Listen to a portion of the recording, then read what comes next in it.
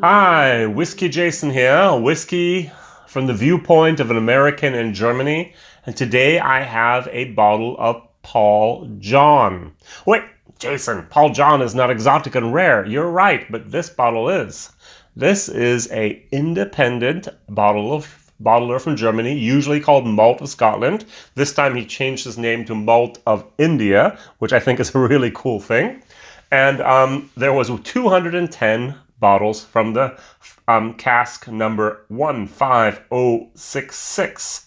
This was distilled in 2011, bottled in 2015, 4-year-old. It costs 79 euros over here in Germany and has a whiskey base number 73962.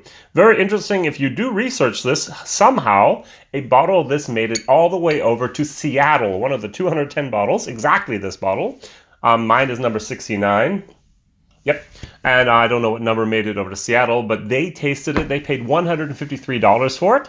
And they gave it a 3.85 out of 5 possible points. Now, the only thing they thought was not great about it was there was a little bit too much alcohol. 60%, guys. Put some water in it. Now, Paul John Distillery, one of the biggest distilleries of India. They produce every year, and it's increasing, 60 million bottles.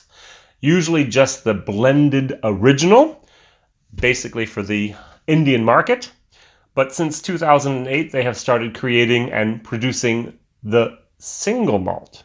2012, for the very, very first time, they actually exhibited something at the London Whiskey Fair. And the master distiller, Michael John, uses 6-row Indian barley grown at the base of the Himalaya mountains. They use their own water. And there's a bold, which is very smoky. There's an edited, which is a mixture of that as well as the Brilliance. The Brilliance is an unpeated single malt Indian whiskey. So what they do is they basically take 2 tons of barley. They make out of that 1,200 liters of wort, and then they let it ferment for 60 hours. They put it into the wash stills, which is 15,000 liters. And then they put it into the pot stills, which is about 9,000 liters. It takes 10 hours for them to do one distilling cycle. And they actually let it come off the still at 63.5%. It goes into the barrels at 55%. And for a edited, actually this one, Jim Murray 2014 gave it 96.5 points, which is a lot. This is actually made in Goa, India, at the Paul John Distillery. And the interesting thing is, I said it went into the barrels at 55%, but mine is 60%. Wait, how did that happen? Well, for people in the States, it's not a big problem because we know when we put bourbon in a barrel, for example, I have here my Elijah Craig Barrel Proof. It goes into the barrels at 65%, and this one came out at 70.1%. In the warehouses, it's so hot. There's an angel share in India between 8 and 10% per year, which is a lot. The water actually evaporates quicker than the alcohol does for some reason. All right, very good. Let's take a look at this. It's got a little bit too much alcohol. I just know this also from my experience. Now, I did not drink everything on that bottle, to be honest.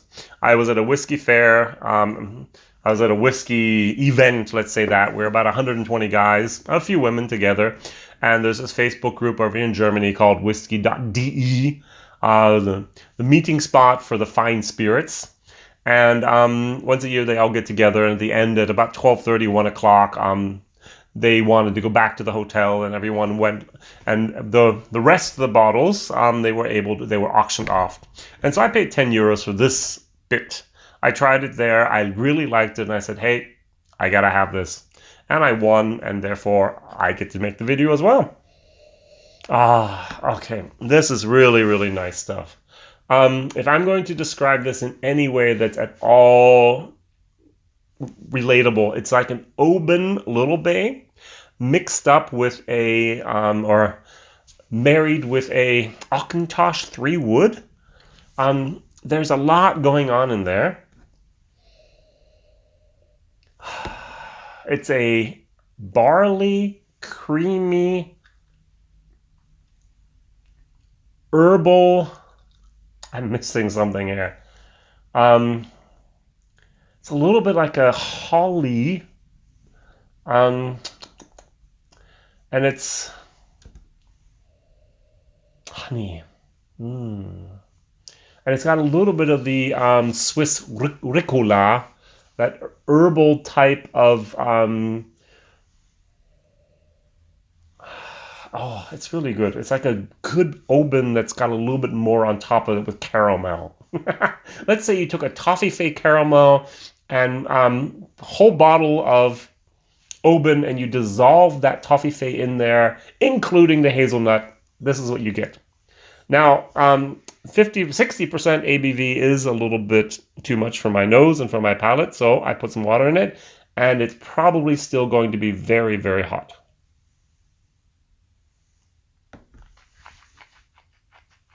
On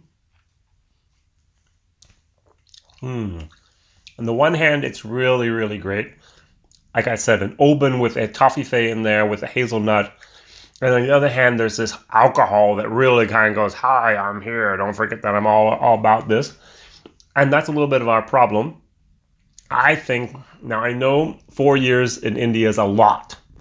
In Kentucky, 4 years can actually be enough.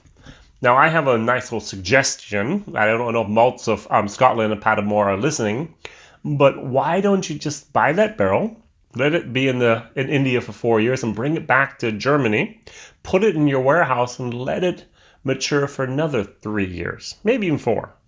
There you have an angel shares of 1-3% max, and that just would kind of round out that aggressive alcohol. It would give it more time on the wood. It would give it a little bit more of a smoothness.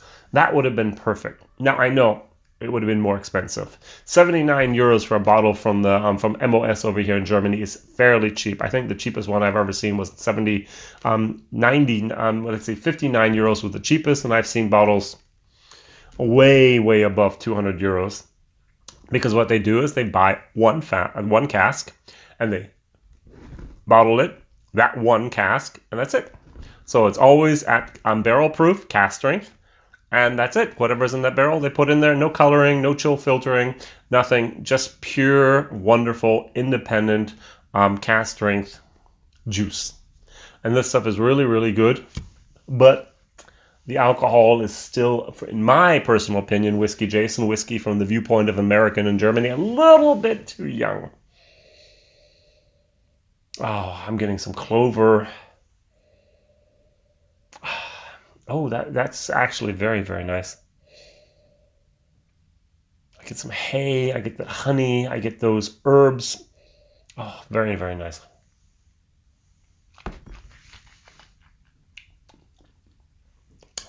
I'm not going to do very many Indian whiskey videos here on my channel because other people have done them all. These are products that are actually around the world. Everyone gets to see them, so they're not rare. They're not exotic.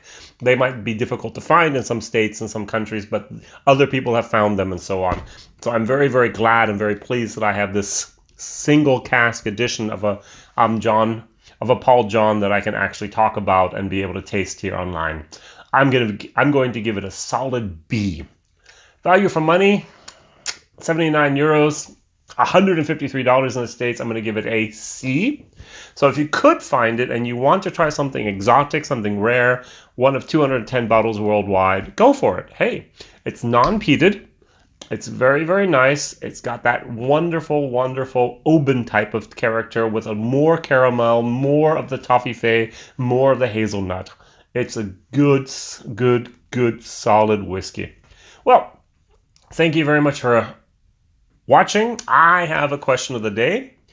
What is your favorite Indian whiskey? Hey, I'm not going to say it's this. I would probably say it's going to be the Amrut, maybe even the Supernova, I think it's what it's called.